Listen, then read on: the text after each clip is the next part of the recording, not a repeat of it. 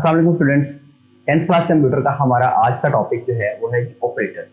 Operator में हम लोग आज दो तरह के ऑपरेटर्स को डिस्कस करेंगे, असाइनमेंट ऑपरेटर और अर्थमेटिक ऑपरेटर। अर्थमेटिक ऑपरेटर में प्लस माइनस मल्टीप्लाई डिवीजन और मॉडुलस को, और असाइनमेंट ऑपरेटर में हम इक्वल्स टू के साइन के बारे में पढ़ेंगे कि इनका कैसे यूज किया जाता है सी लैंग्वेज के अंदर और ये किस तरह के ऑपरेटर और कैसे काम करते हैं। तो ये जाने के लिए हम आज के लेक्चर में स्टार्ट कर रहे हैं। स्टूडेंट्स, फर्स्ट ऑफ ऑल तो हमारे पास there are 4 types of actually the operators. उसमें असाइनमेंट ऑपरेटर है, उसमें अरिथमेटिक ऑपरेटर है, उसमें लॉजिकल ऑपरेटर्स हैं और उसमें रिलेशनल ऑपरेटर। ये 4 डिफरेंट टाइप्स के ऑपरेटर्स हैं हमारे पास, सी लैंग्वेज के अंदर हम लोग पढ़ेंगे। सबसे पहले असाइनमेंट ऑपरेटर के बारे में बात करते हैं। असाइनमेंट ऑपरेटर का मतलब है कि इक्वल्स टू का sign. Assignment operator equals to का साइन, ये कैसे, ये क्यों काम करता है, ये कैसे काम करता है, ये क्या करने के लिए बेसिकली काम करता है, इसको कैसे यूज करते हैं, ये डिफरेंट क्वेश्चन है इसके बारे में।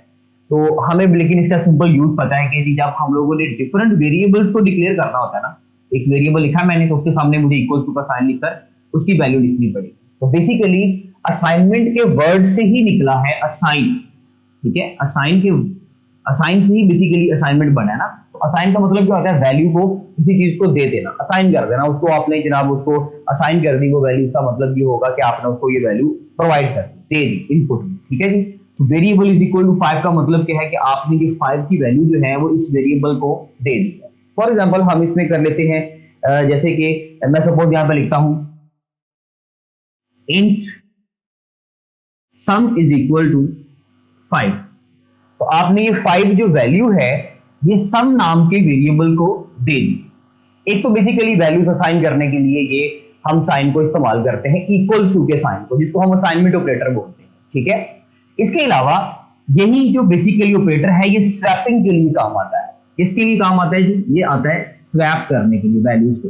मींस के अभी मेरे पास एक वेरिएबल है, a की वैल्यू 2 और b की वैल्यू है 5। मैं इन दोनों को आपस में स्वैप करना चाहता हूं। मींस के मुझे a की वैल्यू 5 और b की वैल्यू 2 बनानी है। तो ऐसे कामों के लिए हम लोग भी तब भी असाइनमेंट ऑपरेटर को ही इस्तेमाल करते हैं, जिसके लिए छोटा सा हमारे पास प्रोग्राम है। हम वो प्रोग्राम देख लेते हैं कि इसको हमने कैसे यूज करना है। देखिए स्टूडेंट, इसमें प्रोग्रामिंग टाइम आपका 2.1 है, जिसमें हमारे पास a की वैल्यू 2, b की वैल्यू 3 है। a की वैल्यू 2 है, b की वैल्यू 3 है, और एक अलग से वेरिएबल हमने क्रिएट कर लिया टेम्प के नाम से। टेम्परेचर मीन कर लें आप, टेम्प समझ लीजिए उसको, और इंट हमने कर दिया, यानी कि यहां पर आ गया आपका वॉइड और मेन। ओके स्टूडेंट, तो यहां से आप उसकी ब्रैकेट स्टार्ट कर देंगे इस फंक्शन की, और यहां से हमारा ये वेरिएबल की डिक्लेरेशन और इनिशियलाइजेशन स्टार्ट हो गई। अब मुझे इनको स्वैप करना है। कैसे स्वैप करूंगा जी? इसके लिए सपोज कर लें कि मैं सबसे पहले करता हूं temp is equal to a। Means के टेम्प की वैल्यू भी क्या है, जैसे जो a की वैल्यू है। इसका मतलब हो गया कि टेम्परेचर की वैल्यू क्या बन गई, ये मैं रफ वर्क कर रहा हूं। यहाँ पे टेम्प की वैल्यू क्या बन गई, 2, क्योंकि a की वैल्यू तो 2 है, तो टेम्प की वैल्यू भी 2 बन गई। इसके अलावा मैंने नेक्स्ट लाइन पे फिर लिखा a is equal to b। अब a की वैल्यू तो थी 2, लेकिन अब मैंने कह दिया कि a की वैल्यू नहीं जो है वो b है, तो b की वैल्यू a को असाइन कर दी जाएगी असाइनमेंट ऑपरेटर के जरिए से। बिकॉज हम लोग असाइनमेंट ऑपरेटर यूज कर रहे हैं, तो b की वैल्यू a को मिल जाएगी, और a की नई वैल्यू क्या बन जाएगी जी? a की वैल्यू बन जाएगी स्टूडेंट्स 3। सिंपल, a की वैल्यू जो थी पहले 2 थी, लेकिन अब आपने a की वैल्यू b बोली तो वो 3 बन गया। अब आप इसको चेंज कर दें, आप बोल दें जी b is equal to temp. तो आपको पता है कि जी टेम्प में तो वैल्यू पड़ी हुई है 2, तो b की नई वैल्यू क्या बन गई टेम्प, और टेम्प की वैल्यू क्या हमारे पास 2 है, तो b की वैल्यू बन जाएगी 2। तो इस तरह से आपने इन दोनों को स्वैप कर दिया। पहले a की वैल्यू 2 आ रही थी, b की 3 थी, अब उल्टा हो गया। अब नीचे आप इनको प्रिंट करवाना चाहे तो वो आप लोग करवा सकते हैं, प्रिंट। अब इस लाइन के ऊपर, इन दोनों लाइन के ऊपर इनकी वैल्यू चेंज हो चुकी हुई है। ऊपर वाली लाइन के ऊपर, ऊपर वाली स्टेटमेंट के ऊपर इनकी वैल्यूज डिफरेंट थी, अब डिफरेंट हो गई, ठीक है। अब आप इनको प्रिंटफ की स्टेटमेंट के जरिए से अगर आप उनको आउटपुट में शो करवाना चाहते हैं तो आप करवा सकते हैं कि जी आप कह सकते हैं, उन्होंने जो मैसेज लिखा हुआ है value of a after swapping, तो a आफ्टर स्वैपिंग शॉर्ट में लिख रहा हूं, a आफ्टर स्वैपिंग। तो a की वैल्यू आफ्टर स्वैपिंग क्या बन गई है जी? हमारे पास परसेंटेज d लिखेंगे, फॉर्मेट स्पेसिफाई, ठीक है। मैसेज को बंद कर देंगे और यहां पर अपना a वेरिएबल लिख लेंगे। सिमिलरली नीचे लिखेंगे कॉपी करके b, तो इसमें वेरिएबल का नाम चेंज कर देंगे तो हमारी वैल्यू जो है वो स्वैप हो जाएगी। तो ये था जी हमारा असाइनमेंट ऑपरेटर, जो वैल्यूज को स्वैप करने के लिए या फिर आप कह सकते हैं कि वैल्यूज को असाइन करने के लिए इस्तेमाल किया जाता है। नेक्स्ट वन है हमारे पास अर्थमेटिक ऑपरेटर। अर्थमेटिक ऑपरेटर में स्टूडेंट्स हमारे पास कुछ डिफरेंट ऑपरेटर्स की लिस्ट है। मैं आपको पहले वो लिस्ट यहाँ पे बना देता हूँ ताकि वो हमारा क्लियर हो जाए कि जी इसमें कौन कौन से ऑपरेटर हैं। स्टूडेंट अर्थमेटिक ऑपरेटर में सबसे पहला basic, plus, minus, multiply, division और मॉडुलस, मॉड जिसको हम बोलते हैं। लेकिन कंप्यूटर के अंदर हम इसको दूसरे तरीके से इस्तेमाल करेंगे। हम कीबोर्ड के ऊपर इस तरह लिख ही नहीं सकते। हम क्या करेंगे, कंप्यूटर के अंदर प्लस की जगह पर प्लस, माइनस की जगह पे माइनस, मल्टीप्लाई की जगह पर आ जाएगा स्टैरिक, स्टैरिक का साइन स्टार जिसको हम बोलते हैं, डिवीजन की जगह पर आ जाएगी हमारी स्लैश और मॉड की जगह पर आ जाएगा हमारा परसेंटेज का साइन। मींस कि जब भी मैंने दो नंबर का मॉडुलस लेना है मैं परसेंटेज का साइन लिखूंगा, डिवीजन लेनी है तो मैं ये स्लैश लगाऊंगा, फॉरवर्ड स्लैश, और मल्टीप्लाई की जगह पे स्टैरिक, एंड ये दोनों सेम रहेंगे। तो ये बेसिकली इन ऑपरेटर्स को इस्तेमाल बेसिकली इसी तरह से किया जाएगा। अगर हम सबसे पहले एडिशन की बात करते हैं तो एडिशन जो है यानी कि प्लस की बात अगर करें तो ये एक ऐसा ऑपरेटर है जो दो वैल्यूज को आपस में ऐड करने के लिए इस्तेमाल किया जाता है। ठीक है जी। अगर हम उनको सीक्वेंस से पढ़ लेते हैं तो सबसे पहले हमारा बुक के अकॉर्डिंगली क्योंकि डिवीजन ऑपरेटर है तो हम उसके बारे में पहले बात कर लेते हैं कि डिवीजन ऑपरेटर क्या है, जो दो वैल्यूज को आपस में डिवाइड करने के लिए काम आता है। फॉर एग्जांपल यहाँ पर मेरे पास लिखा हुआ है जी 12 डिवाइडेड बाय 6, तो सिंपली उसको क्या किया जाएगा, 12 को 6 पे डिवाइड करेंगे, 12 को 6 पे डिवाइड करेगा, कंपाइलर 6 2 12 और यहाँ पर आएगा 0, तो ये हमारा जो है क्वोशंट, ये हमारा आंसर आ गया 2। तो 12 डिवाइडेड बाय 6 का आंसर क्या आ जाएगा जी हमारे पास, यहाँ पर लिख देंगे हम 2। ठीक है जी। तो इस तरह से हमारा डिवीजन का आंसर आ जाएगा। लेकिन उसके लिए हम लोगों ने एक्चुअली क्या करना है, हम लोगों ने कुछ प्रोग्राम्स पढ़ने हैं साथ साथ। ठीक है, तो ये मैं रेज कर रहा हूँ, आपको साइन की होपफुली ये समझ आ गया होगा।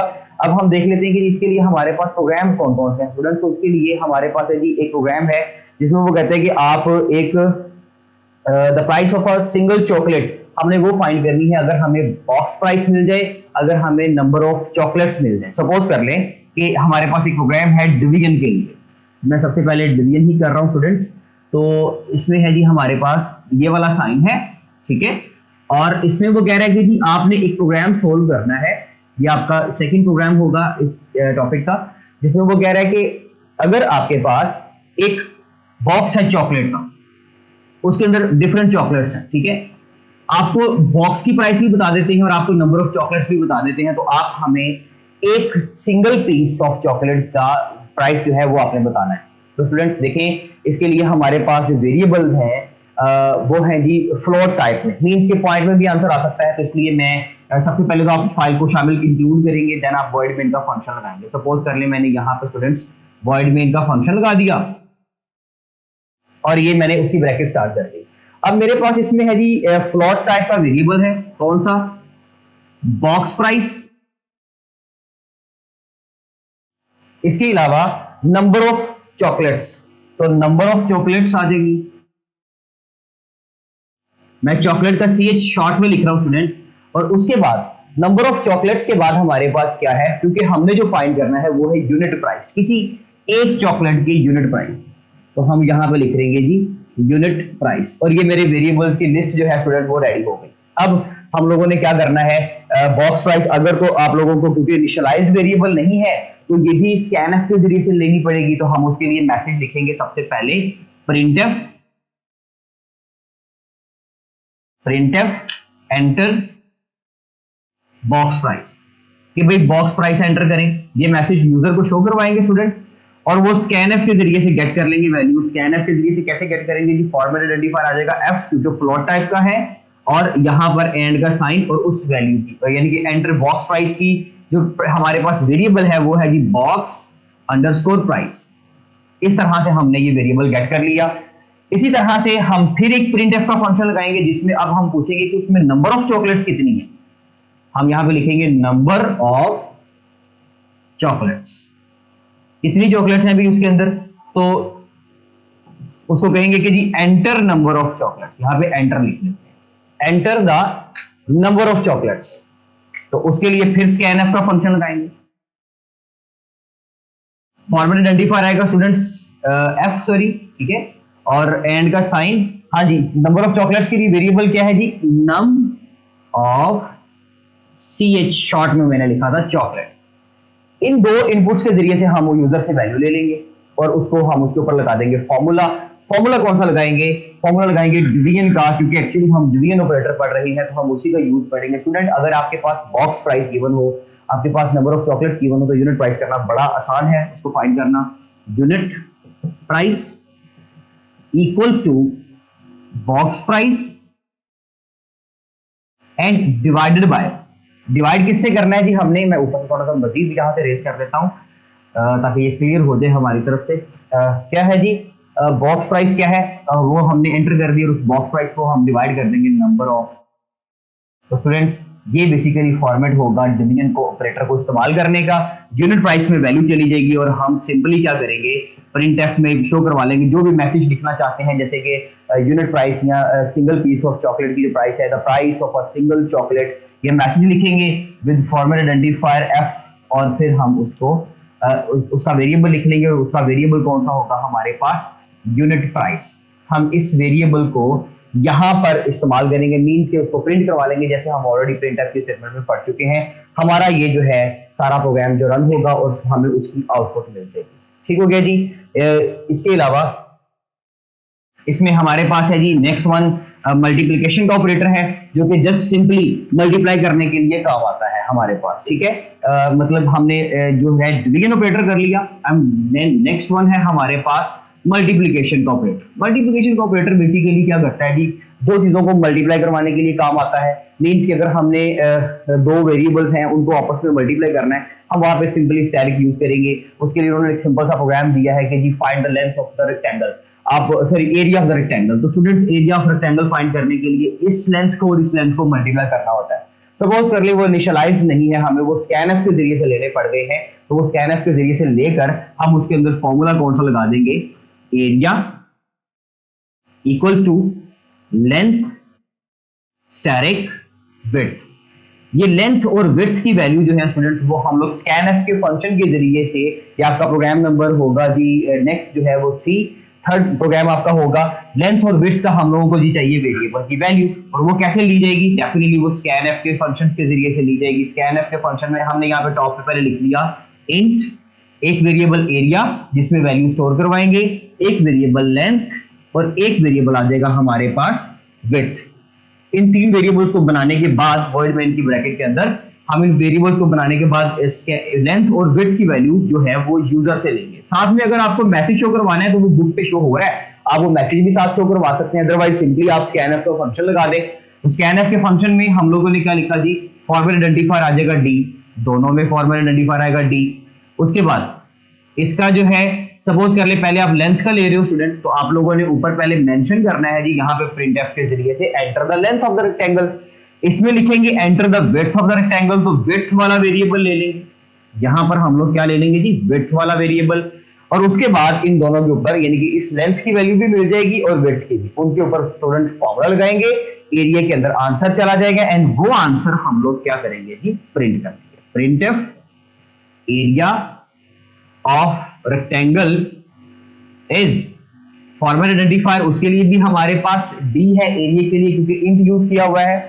तो यहां पर हम लोग मैसेज को क्लोज करेंगे और एरिया का जो वेरिएबल है उसको यहाँ पे शो करवा लेंगे। स्टूडेंट, ये था जी हमारा आज का टॉपिक। जो बाकी के कुछ प्रोग्राम्स रह गए हैं इंशाल्लाह वो अपने किसी नेक्स्ट लेक्चर में करेंगे। आज के लिए काफी है। Thank you so much students, अल्लाह हाफ़िज़।